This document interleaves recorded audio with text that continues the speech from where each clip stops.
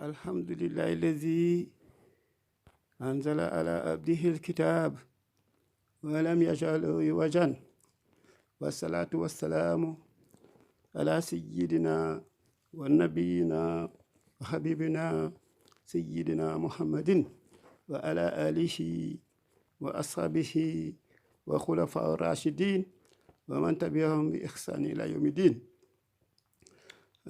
mbokk jullit yi maa ngi leen di nuyu di leen ziar di leen ñaanal tey sàkku ci yéen ñaan. waa tey dafa mel ni mooy première guddi ajuma bu chaîne bi moo tax ma indi leen benn thème am naa yaakaar ni dina leen neex. al ashratul mubashirina bil jannati mooy les 10 compagnons du prophète sallallahu alayhi wa sallam auxquels sont promis le paradis. mooy fukki nit yi nga xam ni yonent bi sallallahu alayhi wa sallam moo leen joxoñoon ne leen yéen da ngeen dem àjjana. waaw moo tax tey moom la ñuy xool les 10 premières personnes xam naa xajul ci benn guddi àjjuma waaye nag ñu jël moitié bi rek ñu jël 5 rek ba incha allah ba jeudi prochain incha allah bu fi yàlla bàyyee ñu ànd ak wér ñu eggali ko. waaw comme ni ñu ko xamee rek Abu Bakrin Siddiq radiyallahu taala anhu waaw c'est le premier compagnon à se convertir. waaw moo jëkk a joxe boppam. waaw nag avant ñuy wax ci moom ñu cité rek 10 compagnons yi nga xam ni ñoom la yonent bi sallallahu alayhi wa sallam wax ni dañuy dem àjjana. waaw bon Abu Bakrin Siddiq, Umar ibn Khattab, Usman ibn Affan, Ali ibn Abi Talib, Talhata ibn Ubaydillah, Zubayr ibn al-Awwam, Saad ibn Abi Waqas, Saïd ibn Zayd, Abu Abdallah ibn Jarrah, Ousmane Abdurrahman ibn Awf. waaw muy 10 personnes yi nga xam ne ñoom la yonent bi joxoon ne leen da ngeen dem àjjana. Abu Bakr Siddiq radiyallahu taala anhu moom moo doon le premier xalif de l'islam. waaw moom moo doon encore papa yi soxna yonent bi Aïcha radiyallahu taala anha. waaw moo tax tamit alxuraan mentionné na ko dans la sourate 9 sourate Tawba verset 46 saaniya isnayni iz huma fil ghaari. waaw mooy ñoom ñaar rek bi ñu nekkee ci xunt bi. waaw kon nag bu noomewul tur bi sax moom li nga xam ni moom la parce que ñoom ñaar rek ñoo àndoon pour l'émigration. waaw léegi par consensus des musulmans. waaw c'était moom Abu Bakrin qui méritait vraiment d'être pris comme chef. waaw comme modèle. waaw comme dirigeant. waaw parce que moom rek moo mérité woon ñu topp ko. waaw c'était le maire de la communauté. waaw moo gënoon ci xeet ga. waaw le meilleur xalif ak le meilleur chef. waaw de par sa modestie mooy dafa bari woon dafa modeste woon dafa suufu woon boppam dafa daan wax ni bu ma sañoon nekk benn karaw ci bopp ab jullit. waaw doon wax tamit ni dama sañoon dama doon nekk benn garab rek boo xam ne dafay am meññeent ñi dagg meññeent yi di ko jëfandikoo. waaw te loolu ce n'est que le sommet de l'iceberg. waaw moo ne parce que il y a li ñu mën a wax ci moom dafa bari. waaw ñu gis rek jàmbaaru fàkk tëdd en l'occurrence Omar ibn Khattab. waaw radiyallahu taala parce que nag jaaroon na fi xulafaa rashidin waxoon naa seen histoire waxtaanoon nañ ko fi ñoom ñëpp ku nekk jaaroon nañ ci moo tax tey dañuy làmb rek as tuut rek ku nekk rek ñu ci. waaw moom c'était un homme droit et juste. waaw dafa bari woon xam-xam nag tamit. waaw moom c'est lui qui a été là à l'origine du calendrier musulman. calendrier bii nga gis ni algérien moom c'était lui ci moom la jógee. waaw tamit moo santaane woon ñu dajale waxu yàlla waxu bi bu doon wàcc alxuraan xam ne dañ ko doon bind partout ci sur fu nekk rek dañ ko doon bind ñu dajale ko def benn volume. waaw ci moom la jógee. waaw léegi moom moo succédé à Abu Bakr Siddiq radiyallahu taala anhuma. waaw moom aussi c'était le père de Hafsa xam nañ ni kenn la woon ci soxna yonent bi sallallahu alayhi wa sallam. waaw ñu war a wax si moom li ñu war a wax si moom bari na waaye ñu souligner rek pour wax ni ndax yonent bi sallallahu alayhi wa sallam moo ko waxoon ci moom nee na lorsque Umar radiyallahu taala anhu se convertit mooy bi mu duggee islam Jibril alayhi salaatu wasalaam dafa wàcc wax ko yow Mohammed les habitants du ciel se sont réjouis de la conversion de Omar waaw nee na Jibril dafa wàcc wax yonent bi ñi dëkkee asamaan nee na ñoom ñëpp dañu kontaan bég ci duggu islam ci Omar ibn Khattab waaw wax na tamit ni yonent bi sallallahu alayhi wasallam wax na ci moom encore wallazi bi nafsi bi yadihi maa laqiika seytaanu saalikan fajjan ila salaka fajjan xayra fajjika nee na ki nga xam ne moo yore sama ruu moo yore sama nafs moo yore sama jëm nee na du dajeeg seytaane du dajeeg yow seytaane Omar saalikan fajjan c'est-à-dire ci benn direction benn yoon ila salaka fajjan dara mu jël beneen direction xayra fajjika boo xam ne du sa direction waaw bu la daan séen xam ne fii ngay jaar day ne mes jaar feneen waaw Omar da ngay gis ne rek seytaane ñeme wu ko woon waaw parce que tamit mu ngoog jàmbaar fëkk tëdd la wax xam ne mu ngi noonu waaw à chaque fois que Satan te rencontre sur son chemin par celui qui tient mon âme en ses mains il change de direction et en prend un autre que le tien waaw wax na tamit ni walaw kaana baxdi donte nekkoon na baxdi sama gannaaw nabi yonent la kaana Umar lay doon ibn Xataab waaw li ñu war a wax si moom lakk jeexalu ko waaw ñu ñëw ci Ousmane ibn Affan radiyallahu taala anhu waaw allah yàlla subhanahu wa taala daf leen évoqué ñoom ñëpp si alquran waaw surat tawba encore verset 100 waaw surat 9 verset 100 nee na assaabiquuna awwaluuna waaw mooy les premiers prédécesseurs ñi nga xam ne ñoo jëkk a dugg ci islam minal muhaajiriina ci ñi doon ànd ak yonent bi immigré jóge Màkka dem Medina waaw wal ansaar ak ñi ñu fekk ci Medina ñu jàppale leen nee na walazina tabauhum bi ixsaani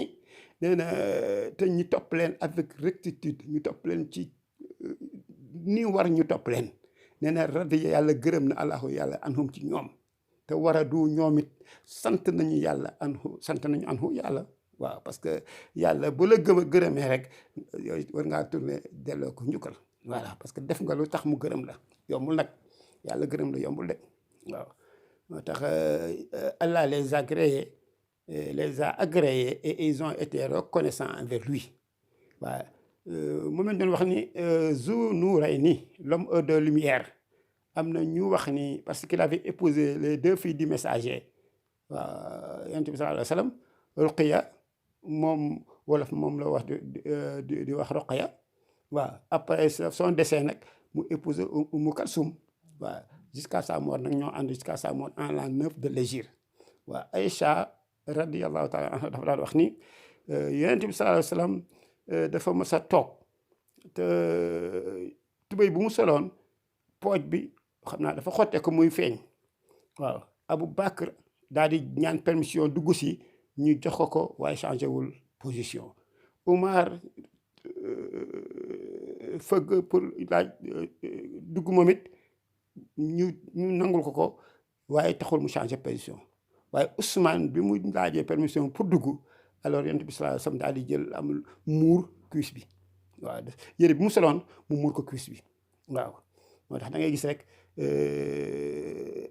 dafa rafle woon ci jamono boobu waaw mu gis nga ko sol tubéy joo xam ni mu ngi noonu yàlla moom gis nga parce que yëpp ay humilité parce que bu ko neexoon am lu ne waaw mais loolu yitteel la ko woon waaw léegi nag bi ñu génnee dem Aïcha daal di wax yow ki nga xam ni yow la yàlla yónni Aboubacar ak Omar bi ñu duggee taxul nga changer sa position waaye bi Ousmane duggee dangaa gaaw lu gaaw rek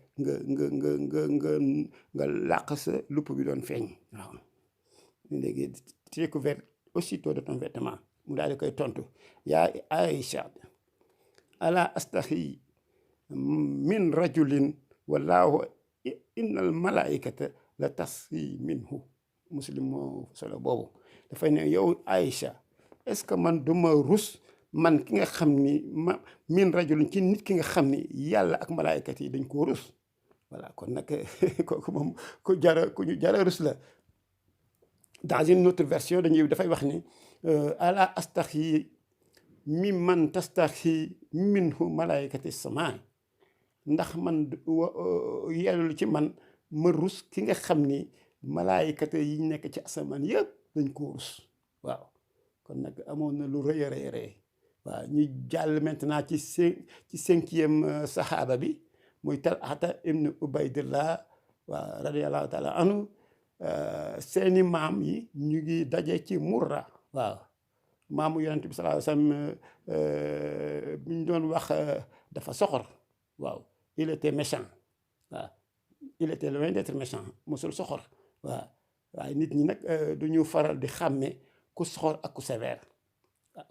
la méchanceté est diverse de la sévérité. waaw parce que c'était un éducateur. te éducateur dafay sévère. waaw c'était une parenthèse. Talhata radiyallahu taala anhu moom moo protégé woon yonent bi sallallahu alayhi wasallam ci ay loxoom bañ lenn gaañ yonent bi.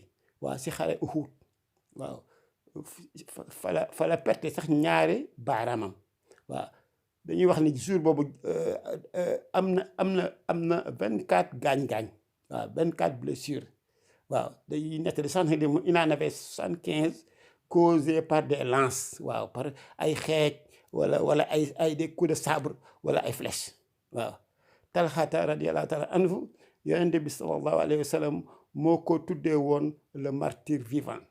waaw mooy ki nga xam ne martyr mooy ku dee ci yoonu yàlla xam ne yow sa place àjjana assuré na. waaw mais ne kii il est vivant te martyr pour nga nekk ko il faut nga dee. waaye gis nga ko c'est le martyr vivant. waaw c'est une longue histoire mais du ñàkk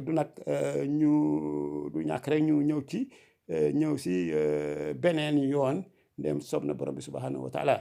waaw Aboubacar radiyallahu taala anhu wax na ci moom Talhata moomu di wax ñun dañoo nekkoon Abu Ubayda ibn Jarrah ak man xaw a sori yonent bi mais lorsque bu ñu ñëwee pour dimbale ko daf ñoo wax ni bàyyi leen ma ngeen dem dimbali seen waa jële. waaw c'est-à-dire Talhata ci waxtu woowu nag Talhata le corps était entaillé par plus de 70 blessures d'épée. gis nga loolu fekk na jamante nañ ko fu nekk ci ay épée ba mu mat juróom-ñaar fukk. waaw ay épée ay lance ay flèche. waaw léegi nag mu doon nàcc lu bari léegi daal di mujj xam foofu ci benn pax. waaw te encore fekk na encore ñu dagg loxo bi. waaw te gis nga loolu yëpp rek pour islam ñoŋ moo taxoon ñu doon def loolu. waaw ñun ñi nag laajuñ ñu dara moo tax islam war nañ ko fonk. waaw dañoo war a fonk bu baax islam parce que ñun defuñu dara ci islam pour mériter ñoom li ñuy def. waaw yonent bi sallallahu alayhi wasallam dafa daan wax ni ku bëgg gis un martyr di dox sur terre nee na xool Talhata ibn Ubaydillah. waaw te loolu ku dem ci l'histoire de Tabari di nga ko fa fekk.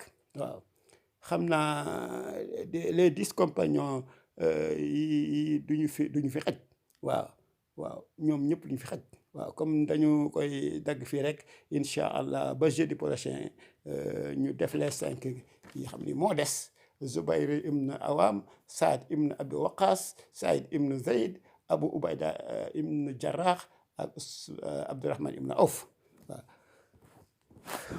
yàlla nañu yàlla defal jàmm defal ñu teraanga te li nga xam ni virus bi nga xam ne moo nekk ci àddina bi sonal doomu aadama yi yàlla na ci yàlla daw feex yàlla defal ñu shifa yàlla defal ñu shifa yàlla nañu yàlla defal shifa